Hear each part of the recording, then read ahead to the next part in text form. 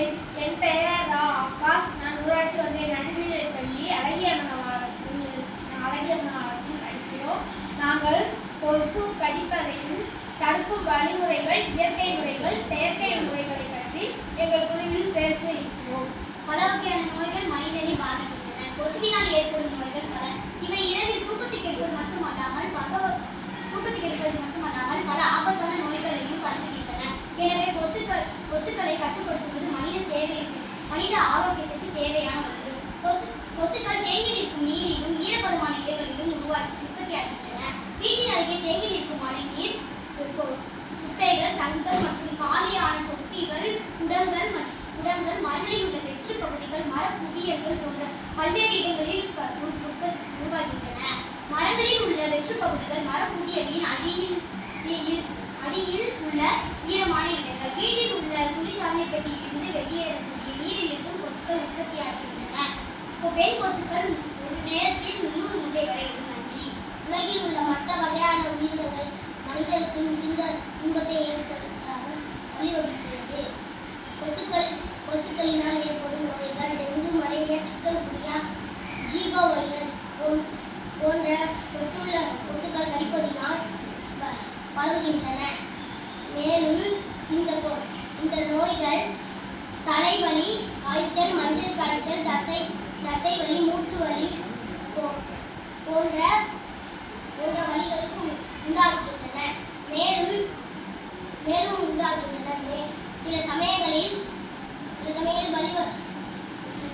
உயிரிழப்புக்கும் வழிவகுக்கும். நன்றி. இயற்கையான கொசு விரட்டிகள்.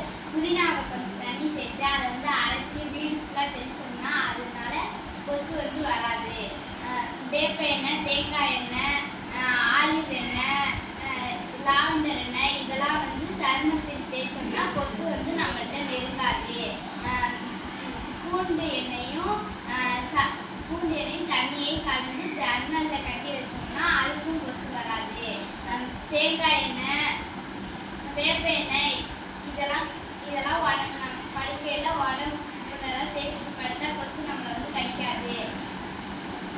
எலுமிச்சை பழத்தை 2ஆ வெட்டி அது அங்கே கிராம்பு நட்டு வச்சோம்னா அந்த வாசனுக்கு கொசு வராது. இதை ஆஸ்துமா இருக்கிறவங்கலாம் பயன்படுத்த வேண்டாம். காகிதம் மற்றும் கொய்யா இலை இதெல்லாம் எரித்து இயற்கையான கொசுவை விரட்டும். நன்றி. செயற்கை கொசு விரட்டிகள். மலேரியா, டெங்கு, சிக்கன் குனியா போன்ற நோய்கள் கொசுவால் பரவுகிறது.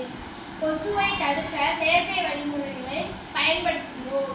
செயற்கை கொசு விரட்டிகளை பயன்படுத்துவதன் மூலம் இருமல், மூச்சு திணறல், ஆஸ்துமா போன்ற நோய்கள் பரவுகிறது.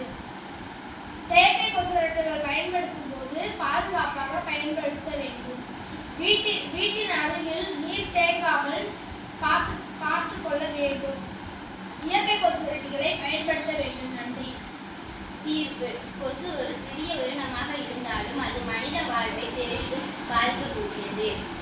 அதனால் நம்முடைய சுற்றுப்புறம் சுத்தமாக நீர் தேங்காமல் இருப்பதை உறுதி செய்தால் கொசுக்களால் ஏற்படும் அபாயங்களை தவிர்க்கலாம். இயற்கை மற்றும் செயற்கை வழிமுறைகளை இரண்டும் இணைத்து பயன்படுத்துவதுதான் சிறந்த தீர்வாகும். நன்றி.